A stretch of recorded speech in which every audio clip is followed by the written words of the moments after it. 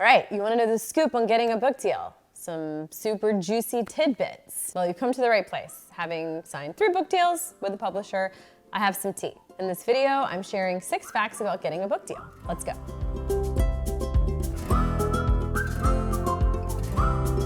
When I first signed on with my literary agent, I thought, hey, now that that's out of the way, I'm sure I'll have a book deal in the next few months. Oh boy, was I wrong. My agent and I worked on my novel for about 18 months before we even submitted the book to publishers. And then when it sold, it was another 2-ish years or so before it came out. So you can do that math. That's well over 3 years from when I first signed with my agent. And that's actually a fairly typical timeline, which brings me to the first truth I want to share with you.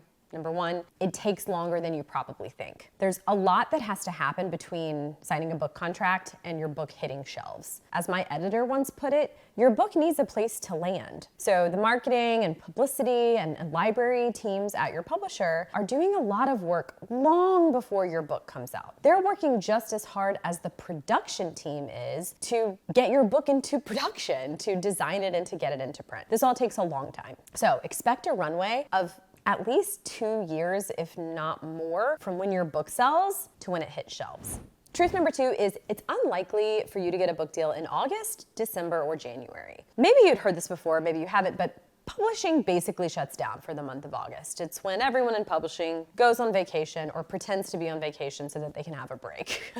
So anything that gets sent to them in August sits there until they return in September. And sometimes they straight up say, if you send it to me in August, I will not look at it. The same goes for holiday season and, immediately afterward, because everyone in publishing, just like everyone in every other industry, is just returning to work in January and resettling into their routines. And of course, it takes a bit of time for things to get up and rolling again. But all of the other months, I would say, are fair game. The third fun tidbit is that once your agent submits your manuscript, it's often a while until you hear back from publishers. You know how getting a literary agent is largely a waiting game? You query them and then wait a long time for them to get back to you. Well, it isn't so different waiting for a book offer. Your agent is going to send out your manuscript, and then it could be weeks or even months before the agent hears back from the editors they've sent it to. I recently heard about an author waiting 2 years to hear back from editors before his book did sell. Now, to be fair, this was during the pandemic, but the point is that it's rarely a matter of hours or days. For me, it's been about a month every time. Now, here's the good news, at least. You may have heard before, if you've watched many of my videos, you certainly have, how when you send out a flurry of query letters to literary agents, often you won't hear back anything at all. Like, some will tell you no, but many of them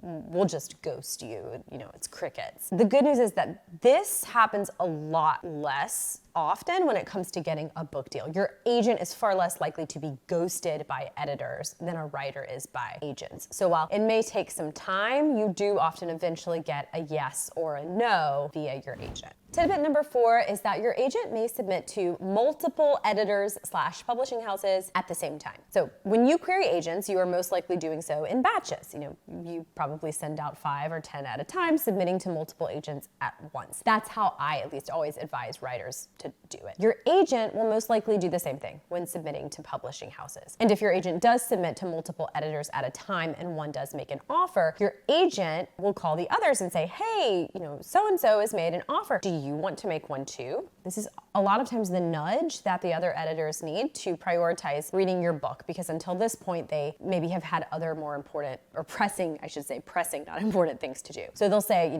give me X days or a week, and if you're super lucky, more than one publishing house will want your book. Which brings me to number 5. Your book could go to an auction. A book auction happens if more than one publisher wants your book enough to bid on it. And this is exactly what happened to me. Let me tell you, it's pretty much as exciting as it sounds. After the first offer came in on my novel, my agent got on the phone and called the other publishers she had submitted the novel to, asking if they had interest. And since they did, a day was scheduled for the auction. The auction does not take place in person. It takes place, like most other things do these days, by email or phone. And in my case, it was a round robin auction where my agent would call up each editor and say, hey, here's where the highest bid is for the manuscript right now. Do you want to go higher? And then she proceeded this way until only 2 were remaining and they had matching bids, at which point I picked one. It was, again, a really fun experience. But what if your book doesn't go to auction?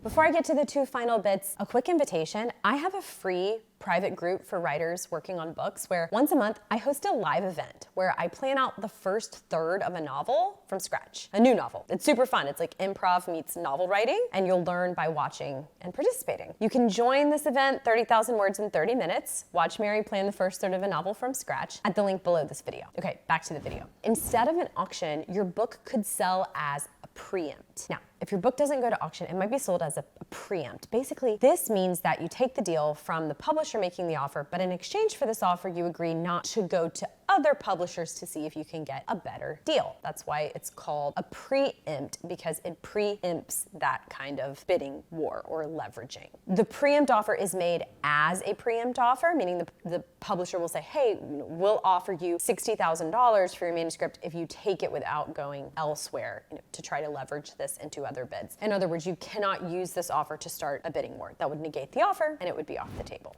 And finally, my final tidbit, it's not all about advance size. In other words, when it comes to taking a book deal or choosing between offers, there's more on the table than just money. Do you like the editor that you'll be working with? How about the imprint and what else they publish? And what rights are included in the deal that you're being offered? For example, a publisher may offer a dollar amount for the worldwide rights, and your agent, like mine has before, might say no to that, but yes for just North America, because that way your agent could sell the rights outside of North America separately and make you money abroad too. And here's the final secret. There's a lot of money to be made abroad. I've made about as much overseas as I have in the United States on a couple of my books.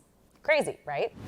If you're still watching, I assume you're writing a book or want to write a book, and if so, I have something for you. A few years ago, I created the 4 notebooks method, my process for handwriting a novel across 4 notebooks. This method is my strategy for mapping out your story structure in a way that doesn't lock you into an outline or suck all the freedom and fun out of writing. If you'd like to learn the method and get a free digital template to write your novel across 4 notebooks, just go to the link below this video. To get the template, all you have to do is apply for my program, the Book Incubator. It's only 2 questions. It takes under 5 minutes, and you're gonna get the template right away, whether or not you wanna join. There's no pressure to enroll. So just tell me a little bit about you and your book or your book idea. I can't wait to hear from you.